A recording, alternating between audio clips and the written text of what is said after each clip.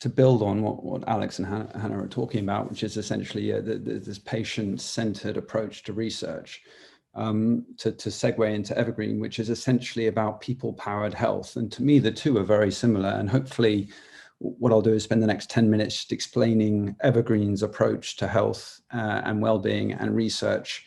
And then if we have time, maybe give a few use cases, including COVID. So Evergreen is a B corporation, which means its principal investors are all social impact. It was started 2 or 3 years ago as a personal health record, so an app that all patients can carry around their health record in their pocket. So if they're going abroad or they go to a new GP or a new hospital, they have all their information with them. We now have about 850,000 users in the UK who over the last year have completed about a million questionnaires, which cover a number of PROs on health, diet and fitness, plus they've entered their own allergies, medications and conditions into their medical record. They also have the ability to link with their GP record and download what the GP has in that record and carry that everywhere, and about 500,000 of them have done that. And they also have the ability to get genetic testing to add to that data set to try and use that information to create subsequent health and well-being related content. When the app started, the questionnaires were formed internally by a panel of experts, and the questions we were asking were all focused about ways that we could prevent disease by getting more information about health and well-being, and they're all fairly basic questionnaires. We then, which are essentially patient-reported outcomes, we then moved on to bringing in clinician-reported outcomes from the GP record, so things like conditions, medications, allergies, that kind of thing. And then now we are interfacing with data aggregators like HealthKit and Fitbit to bring in these passive reported outcomes. So things like wearables from Apple Watch and so on. We have 10 or 20 different partnerships in various stages of the grant application process with about 10 or 12 different universities looking at a range of different diseases and health conditions. And the way we work with universities is we offer exactly the same app that our patients use, except if the patients can opt in to certain studies. And that could be because they have diabetes or they have spinal atrophy, in the case we heard from Hannah earlier. And when they do that, they get a link or a QR code, which essentially tags them as a user in the app as part of this study.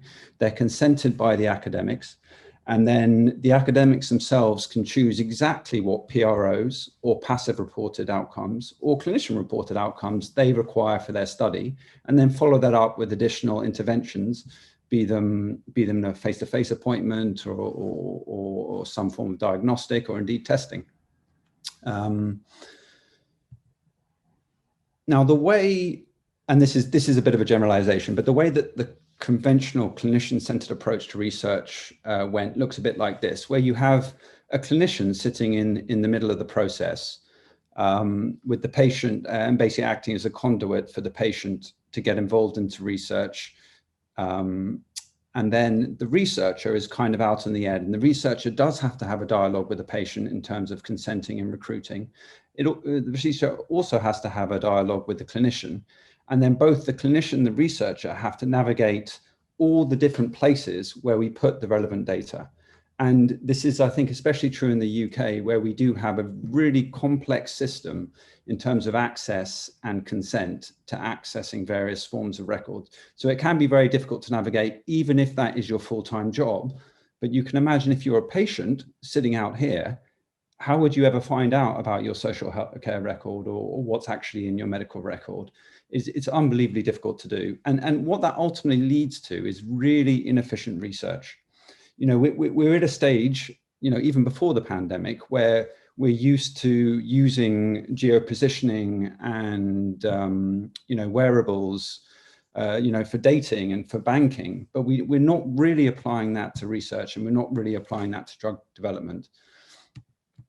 and this is just to element the different kind of data silos that are currently being held with the focus on research.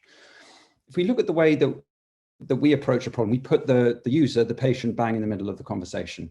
And that's great for the user because it gives complete transparency, but also gets them pivotal to the setup and the development and the ongoing trials as they happen. It also is much more efficient for both the researcher and the clinician because they can just have single points of dialogue with the patient as opposed to multiple different stakeholders. As we can see, the other benefit is all the data and the access to the data is owned by the user. So we don't own any of the data. The data is all owned by the user in their personal health record. The user can then consent to academics and researchers to access that for various trials if they would like to. And fundamentally, that's what we believe is right. But beyond that, it also gives huge advantages to the researchers because they just go to one place to access the records, be them health, social care, or 23andMe, or whatever it is. And that's all held in the PHR. So we went live with our research partnerships, as so happens, in January 2020, and started working initially with the universities of Liverpool and Manchester, just as COVID began. So the first use case for us in terms of a disease state was COVID, but it may well have been diabetes or heart failure or any number of other conditions we're currently looking at. But what it meant was we were the first app in the UK to start tracking using PRO's compliance and symptom burden data on COVID. And in the early stages, this is before Zoe, there was very little data on this. So the Evergreen users were able to feed that data at the time to the NHS and Public Health England via Oasis, which was a project that was put together. And we were able to feed that back to our users and to the centre to help guide policy. And these are just some visualizations, both geographically and along a timeline about how those two things have changed during the period of the crisis.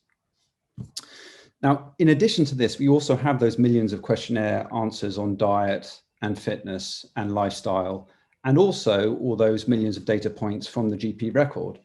So we're able to start asking questions about how things like compliance behavior and COVID symptom burden can be correlated to those lifestyle behaviors, for example, or certain GP diagnoses. But before we get that, because we were in the early stages, there were lots of questions about validating self-reported patient responses. People were like, well, how does a patient know if they have COVID symptoms? How do they know if they're compliant with the regulations? So we did a number of exercises. Here we have a plot of our compliance data in green. So this is the percentage of Evergreen users who are compliant with government guidance over time. And then in the purple, we have the percentage utilization of the national rail, which should be 100%. And clearly that dropped to almost zero with the early stages of COVID. And you can see how it exactly mirrors national rail usage with compliance to national guidance. So using data displays like this, we're able to assure the centre and academics that patients are able and very capable of reporting outcome measures themselves. Another common question we get is, well, surely it's just young, privileged people who use apps. You know, this isn't really going to get to the people that we really need to target to help prevent some of these diseases. And we're able to come back with some very strong data that we've benchmarked against ONS in terms of age, gender, ethnicity, and deprivation that shows that we do actually have a really representative user base that covers the vast majority of the country. And the part where it gets really interesting, and depending on how much time we have, I can go into more detail on this, is what we do with that data. Because just tracking PROs over time and tracking PROs over geographically is useful, but it doesn't really help answer the questions about, well, how can we do better next time? What can we do to prevent people perhaps potentially from having worse outcomes if we were to have a fourth and a fifth and a sixth wave of COVID? So using our other data sources from those questionnaires and from the GP record, we're able to do things like this. So this is a fairly simple analysis looking for correlations across different data buckets for users who have reported that they've had COVID symptoms over the past whatever period it is. And from this, we can start to see certain patterns. And we start to see that people who have jobs that are causing them a lot of anxiety, people who drink a lot of alcohol, people who perhaps have poor diets tend to report symptoms more regularly, as opposed to people who are exercising and are eating well. One of the strongest signals we've had in our data is about anxiety. And I thought I'll just finish on this graph, because I think this is really striking. And we've seen anxiety peak during COVID across all age groups at the start of the pandemic, and then drop and follow this kind of pattern with each lockdown. And we can, if we have time, we can go into more detail about how lockdowns affect anxiety and other determinants of health. But the thing that's really interesting that's happened recently is young people, and this is something that's very close to my heart, which is the damage COVID is doing to young people, not because of the health outcome, because of the impact on employment and education and all these other things. And what we're seeing since the vaccine rollout in December, that all the eligible groups, anxiety has been dropping to the floor to an all-time low. So people who are in their 50s and 70s who have had or are eligible for the vaccine are no longer anxious. However, the younger groups are not only continuing to be anxious, their anxiety is increasing in certain groups.